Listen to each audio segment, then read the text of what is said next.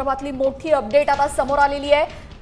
सर्व 242 प्रवाशांचा या मोठ्या दुर्घटनेमध्ये मृत्यू झालेला आहे। आपण पाहतोय या विमानामध्ये 242 प्रवासी होते। कुणीतरी वाचेल अशी अपेक्षा होती। सर्व त्यांचे नातेवाईक त्यांचे वाट पाहत होते, मात्र या विमान दुर्घटनेमध्ये दुर्दैवानं या सर्व प्रवाशांचे प्राण गेलेले आहेत। या दुर्घटनेला नक्की जबाबदार कोण हा प्रश्न उपस्थित होतोय।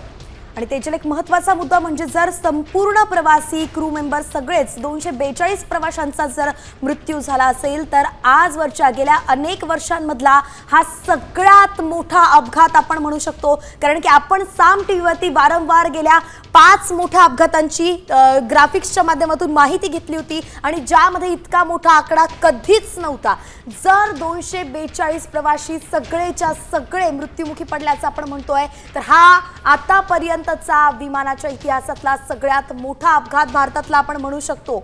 गेल्या 5 दुर्घटना आपण पाहिल्या होत्या। 2020 मध्ये जो अपघात झाला होता त्यात 21 प्रवासी मृत्युमुखी पडले होते, मात्र आता 5 वर्षांत हा अपघात होतोय ज्यात 242 प्रवासी एक ना एक प्रवासी जे आहेत त्यांचा मृत्यू झाल्याचं कळतंय। मोठी बातमी आहे, सगळ्यात महत्त्वाची घडामोड आपण पाहतोय। विमान दुर्घटनेत सगळ्या प्रवाशांचा मृत्यू झाल्याचं कळतंय। दुर्घटना खूप मोठी होती। आपण पाहू शकतो जेव्हा विमान पडलं त्यानंतर मोठा असा स्फोट झाला। अर्थातच हे आंतरराष्ट्रीय विमान होतं, लंडनला जाणारं होतं।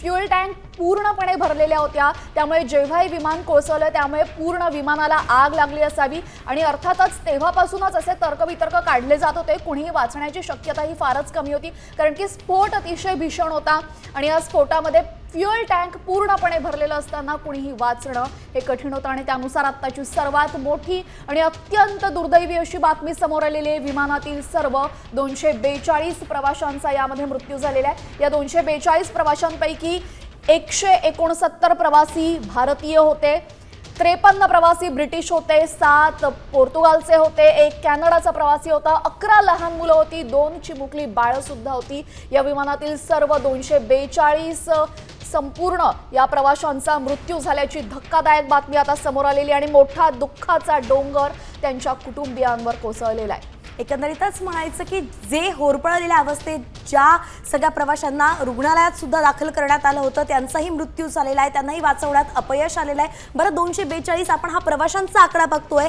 जे या विमानातून प्रवास करत होते, मात्र महत्त्वाचा मुद्दा म्हणजे हे विमान ज्या ठिकाणी कोसळलं तो रहिवासी भाग होता। मेघना जो नगर होतं ते रहिवासी भाग होता आणि ज्या इमारतीला या विमानाची धडक बसली ते मेडिकल स्टुडंट्स हॉस्टेल होतं आणि जवळपास यामध्ये 15 डॉक्टर्स जे आहेत ते जखमी झाल्याची माहिती आली होती। म्हणून त्यांच्या संदर्भात काय अपडेट येते हे देखील पाहणं गरजेचं आहे। तो देखील आकडा जर याद गेला तर मृतांचा आकडा अजून सुद्धा वाढू शकतो। अतिशय चिंताजनक बाब आहे। 242 जे प्रवासी होते, क्रू मेंबर होते, त्यांचा तर मृत्यू झालेला आहे। यानंतर विमान ज्या इमारतीवर कोसळलंय त्या इमारतीमधले नक्की किती डॉक्टर्स यांचा मृत्यू झालेला आहे, जखमींपैकी कोण अत्यवस्थ आहे, कोण गंभीर आहे हे सुद्धा अजून समोर आलेलं नाही। त्यामुळे अर्थातच हा आकडा आणखीन वाढणार असं समोर येतं।